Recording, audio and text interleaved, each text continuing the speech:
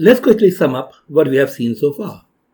We have seen that the wave function psi of p sigma can be obtained from the standard momentum k wave function psi k sigma by the action of u of Lp, where Lp is the standard Lorentz transformation which takes the force momentum k, the standard force momentum, to the force momentum p that we want.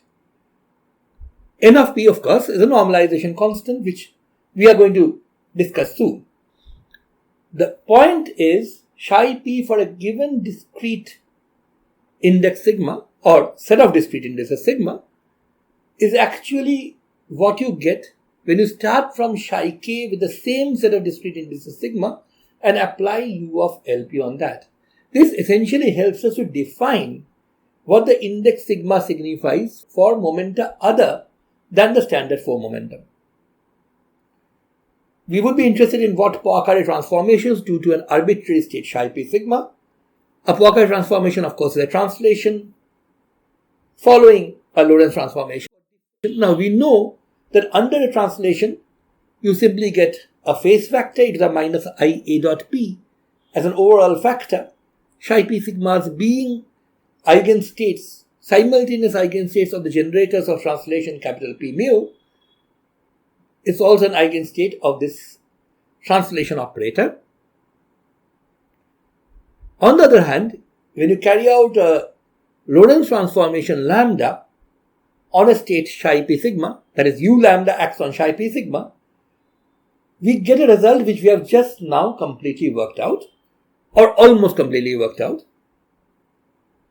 It's going to be a superposition sum over sigma prime psi lambda p sigma prime times some numbers d sigma prime sigma of w lambda p times a factor which essentially merges the normalization constants together, np by n lambda p. The important point here is w lambda p is a specific Lorentz transformation L inverse lambda p lambda Lp, which happens to be something which keeps k unchanged. And as a result, it belongs to a subgroup of the Lorentz group, which is called the little group for that particular k. In principle, what we have done so far is work out exactly what a Poincare transformation does on these states psi p sigma. These are general states, but of course, they're still not completely general. They're eigenstates of the p mu operators and some other operators which gives us those extra labels sigma. But since they form a complete set of vectors in our space, we can express every wave function as a linear combination of them. So we know what Poincare transformations do to every state. However, there are two things that stand in the way of complete understanding of what a Poincare transformation does. One of them is the issue of exactly what these d sigma prime sigma numbers are. As we have been saying, they furnish representations in the standard group theoretical representation sense of the little group. In particular, for a single particle, we would really be looking at irreducible representations of the little group. We will discuss this issue in some detail for specific examples in a later part of this lecture. On the other hand, the other thing that stands in our way is the fact that we have not yet specified what the normalization constant is going to be. And that is what I am going to discuss now. Now, at this stage, let me confess that I am feeling a bit of trepidation when I go ahead and discuss this part, simply because I have not really been able to follow Weinberg's reasoning properly, as he explains it in his book, in this portion. So I have sort of come up with a slightly different way of thinking about this, which I am reasonably sure is correct. It of course gives us the right result. So at least the result which Weinberg has finally ended up with. So if you understand Weinberg's reasoning better, please explain it to me if you can. I have some doubts about that. I'm not saying that the results are wrong or even his reasoning is wrong, simply that I have not been able to follow it completely. So let us just try to think about the normalization issue, where we would really want to figure out this quantity. psi p prime sigma prime's inner product with psi p sigma. How much is this? Now, one thing we can say at the very outset, which is, since both of these wave functions here are simultaneous eigenfunctions of the operators P0, P1, P2, P3, we would expect this to vanish if P mu is not equal to P prime mu for all mu 0, 1, 2 and 3. After all, this is just a statement that for a Hermitian operator, eigenvectors belonging to different eigenvalues definitely are orthogonal to each other. So that much is taken for granted. And so for the single particle states in particular, what you must have is that if all the four momenta match, then this inner product will not be 0, otherwise it will be 0. So it's easy to see that this should be proportional to a delta function. You have to ensure that all four components of P match with the four components of P prime. That's what the delta function is doing here. However, because the P0 is actually related to the three components of P simply via this relation, if the three spatial components of P match the three spatial components of P prime, you get a non-zero result. P0's matching is automatically taken care of by this so-called on-shell condition. So we expect from the very beginning that you should have this inner product as something proportional to this Dirac delta function, a three-dimensional Dirac delta function, which ensures that your inner product has support, that is non-zero, only when P is exactly equal to P prime as a vector. But the full answer to this question about exactly what this inner product is, and which will have direct bearing on how we normalize the states, will actually also have to depend on how the sigma indices interplay with the sigma prime indices.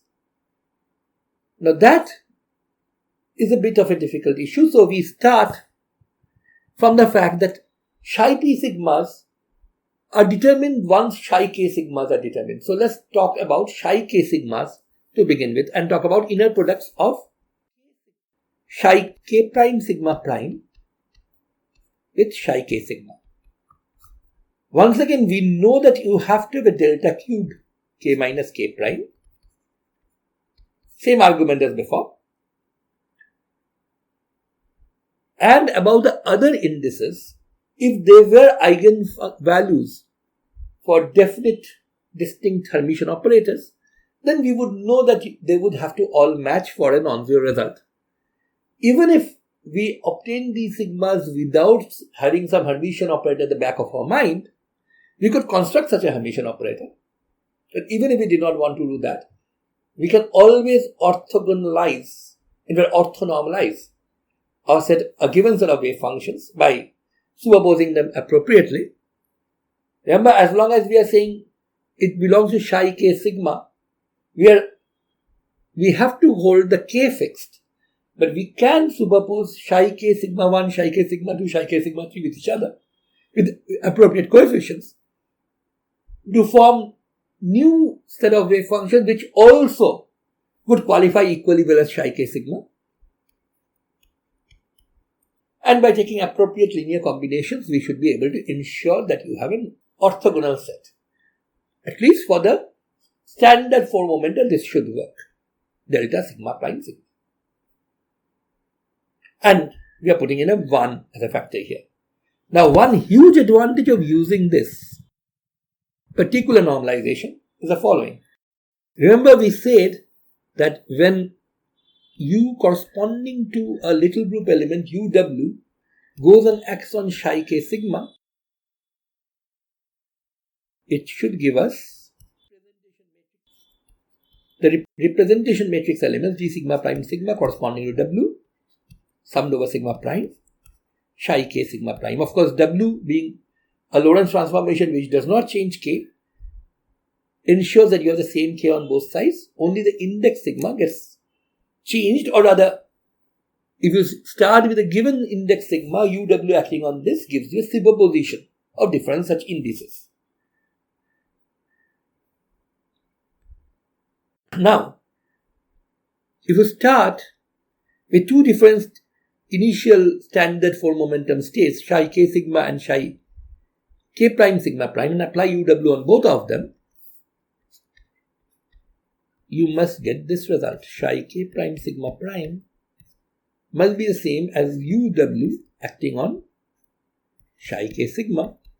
But because this uw is unitary, you can move this uw from here to here as its adjoint, and u dagger u being identity.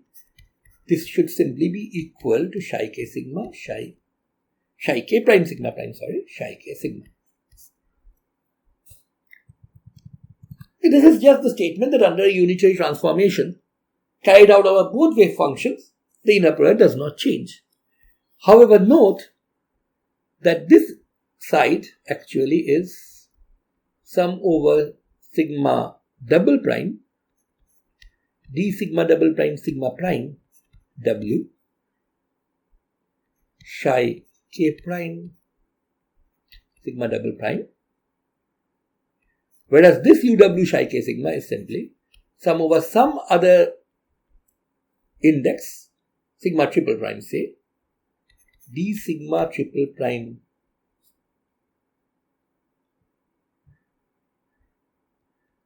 sigma w psi k sigma triple prime. So this is the same as this one. We already know what this side is. This is delta cube k minus k prime times delta sigma prime sigma. Now what this actually does is that this becomes sum over both sigma double prime and sigma triple prime, and we can take these multiplying factors outside, out of the inner product. But remember, the inner product is linear in the second factor but antilinear in the first. So what you get is d sigma double prime sigma prime w comes out conjugated. D sigma triple prime sigma w comes out as it is. And then you are left with an inner product of just this with this, which we know is delta cube k minus k prime delta sigma double prime sigma triple prime. So we can use this to obviously sum up over sigma triple prime first, use this delta symbol, and this gives us that this result is sum over sigma double prime of d sigma double prime sigma prime w conjugated d sigma double prime sigma w, because this is what has happened. The sigma triple prime has been replaced by the sigma double prime because of this delta symbol. This whole thing times, of course, a factor which does not depend on sigma double prime at all. That's delta cube k minus k prime. So it's obvious that this sum here must match delta sigma prime sigma. But what exactly is this sum? This sum is actually d dagger w's, dw's adjoint matrices, sigma prime, sigma double prime element. You are multiplying that by the sigma double prime sigma element of dw. And finally, you are taking a sum over sigma double prime. That's what is in this bracket here. But what must this be? This is nothing but matrix multiplication. So what we get here is d dagger w times dw has a sigma prime sigma element which is delta sigma prime sigma. Nothing but the sigma prime sigma element of the identity matrix. So d dagger w times dw is the identity, or d dagger w is d inverse w. What this shows is that the matrix representation for this u of w consists of unitary matrices. This is actually a very useful result because this provides a further restriction and some useful properties for the matrix representation of the little group that we are going to talk about. Remember, the unitary operator U of W is represented by this matrix D of W. But a unitary operator is not necessarily related to a unitary matrix unless you choose a basis which is orthonormal. That's exactly what we have done here with psi k sigma and psi k prime sigma prime deemed orthonormal by the normalization condition that we have chosen. Let us now go back to our original normalization condition that we were looking for. Psi p prime sigma prime's normal inner product with psi p sigma. Now this is of course n of p prime u of L p prime psi of k prime sigma prime, where k prime is a standard form momentum from which p prime came, and here you have n of p u of L of p psi of k sigma. Now the only thing that you really have to remember here is that we have already established that the inner product vanishes whenever p mu and p prime mu are different. So the only case we have to worry about, the only case where you're going to get a non-zero result, so the overall factor becomes important, is when p mu equals p prime mu. And that immediately tells you that k mu has to be equal to k prime mu for a non-zero result. So bear that in mind.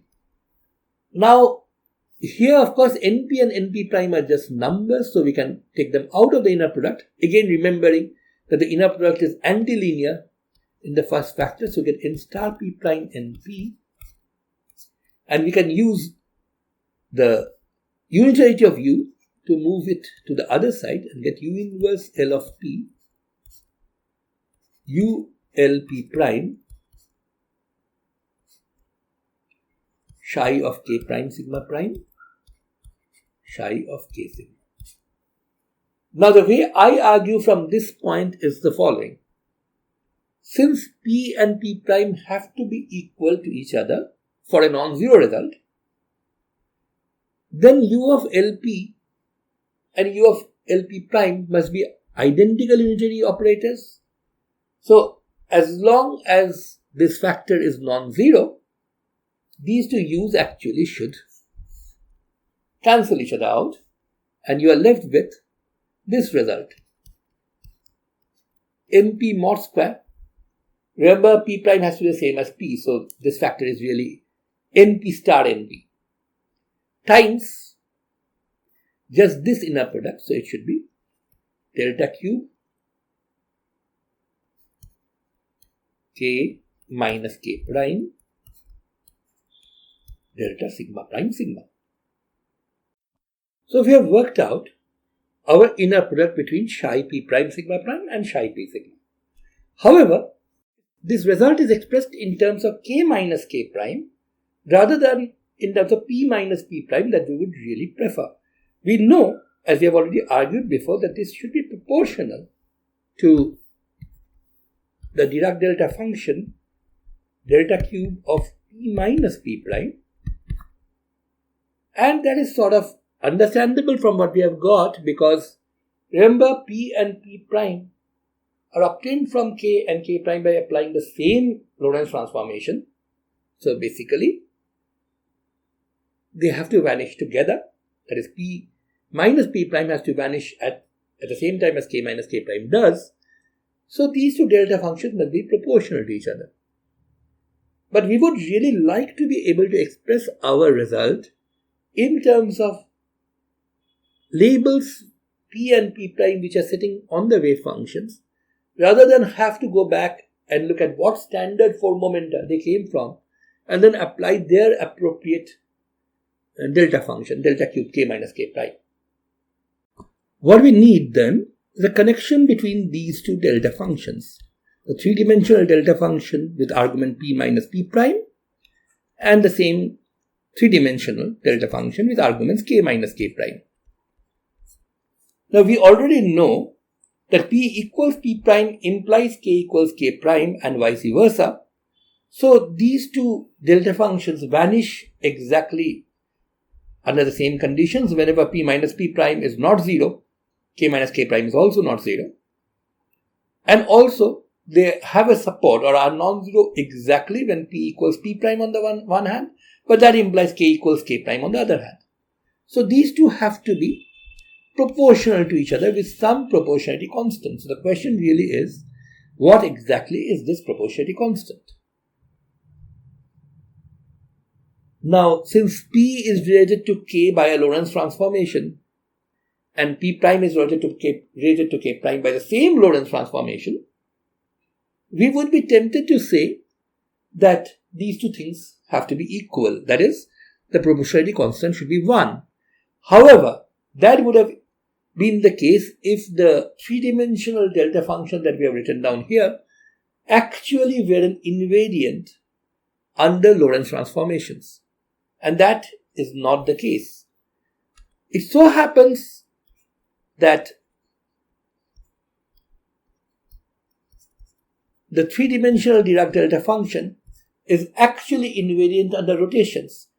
Note that this integral, of course, is always equal to 1 when you integrate over all space. And now if you were to rotate your coordinates, d cube p will become d cube rp, where rp, of course, is a rotated version of the p vector. And the delta function will have arguments r of p minus p prime, where r is a rotation matrix acting on this vector.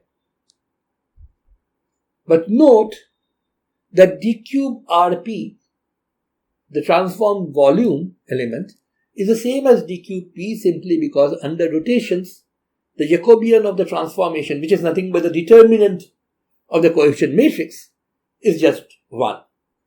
So the volume element does not change when you rotate, which is of course rather obvious from the geometry.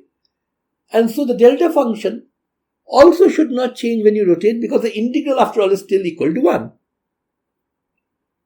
So this delta cube p minus p prime, the three-dimensional Dirac delta, would have been invariant under a rotation, but it's not necessarily invariant under a Lorentz transformation, which is how these p's are really related to each other, or rather, how the p's are related to the k's above.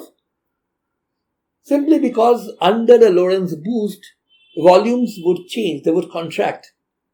And so, in order to maintain the integral of the same value, the delta function would have to change also to counteract the contraction. So, if you really were doing a four-dimensional integral, that is, if you were doing integral of d4p delta 4p,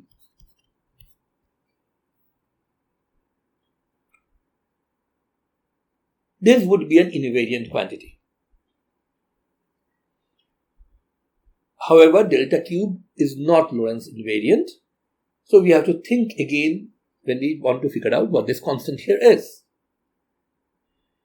But in order to see what kind of constant we can think about here, we could start this way. We could start with some invariant function of the four momentum f of p. Then this integral over d4p is of course an invariant. But note that in our application, we don't really want to integrate freely over all four components of p, because in our case, p0 is determined by the spatial vector p. If you know p vector, you know the p0 has to be square root of p vector square plus m square. So the actual integral that you want to carry out is one which is confined to obey the fact that the four momentums norm is equal to minus m square. Also, that the p0 component is positive. Now this is an invariant quantity. But this is an invariant quantity which will give us the same result if we were to confine ourselves to the mass shell. That is, to confine ourselves to the relationship that p0 is square root of p vector square plus m square. Now this delta is of course the same as minus p vector square minus m square. Now you might actually argue that this is not really correct. It should be minus p0 square plus p vector square plus m square. But this is also the same thing because the Dirac delta function after all is an even function. You change the sign of its argument, it doesn't change. So here you have a delta which is a product of two factors, p0 minus square root of p vector square plus m square and p0 plus square root of p vector square plus m square.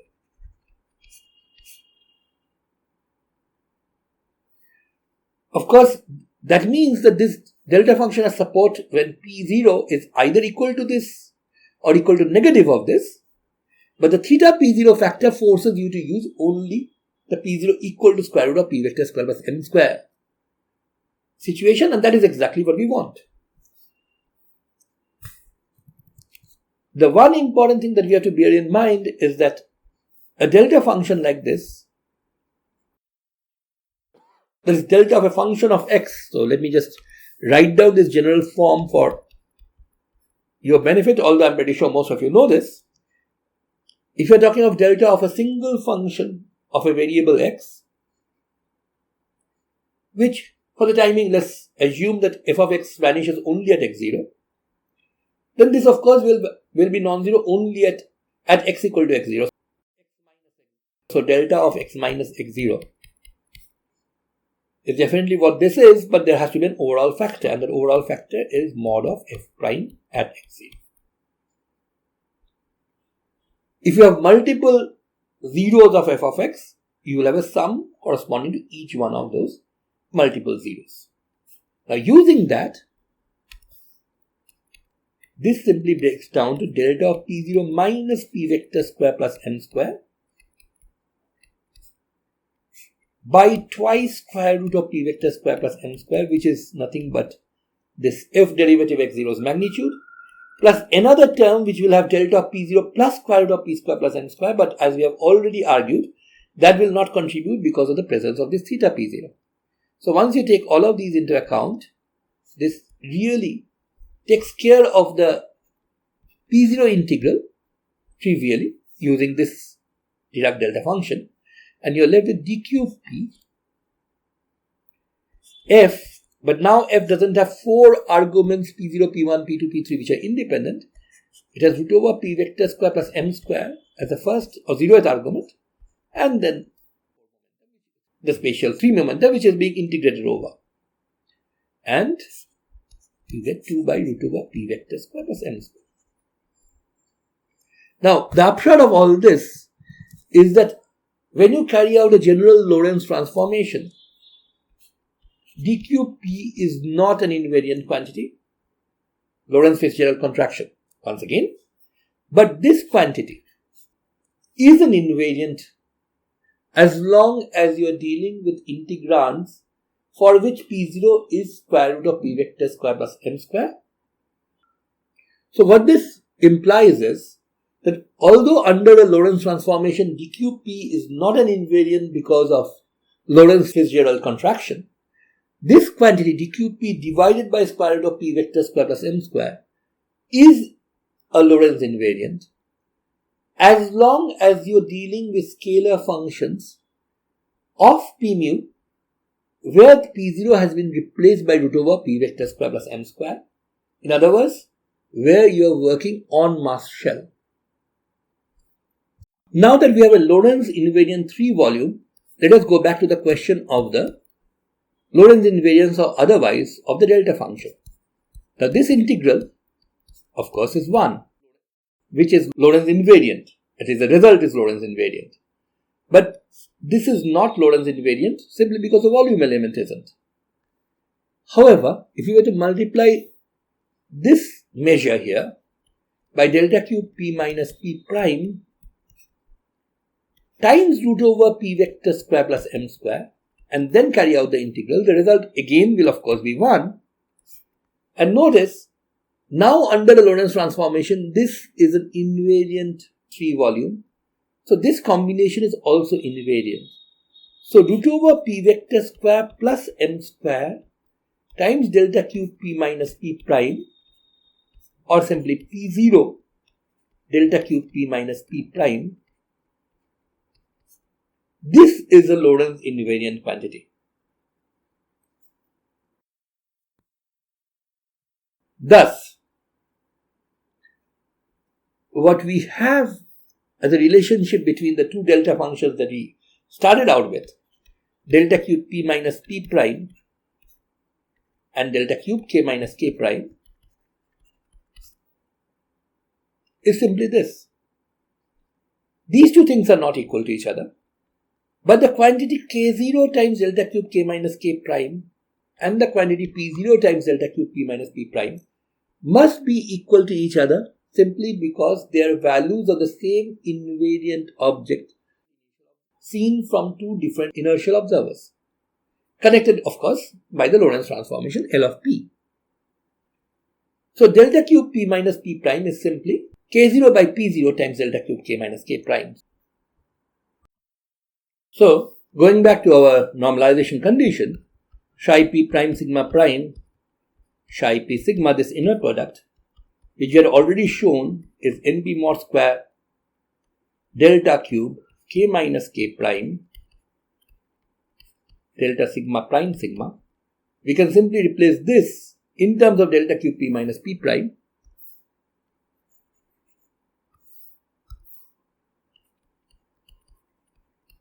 at the cost of incorporating this relationship. There should be a p0 by k0 here.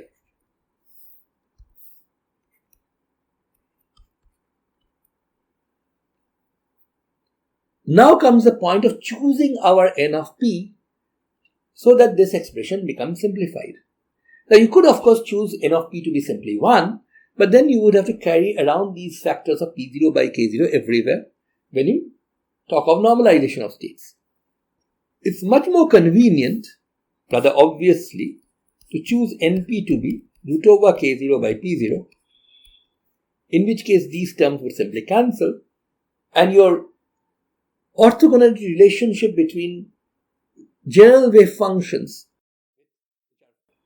which are eigenstates of the four momentum, becomes very, very simple.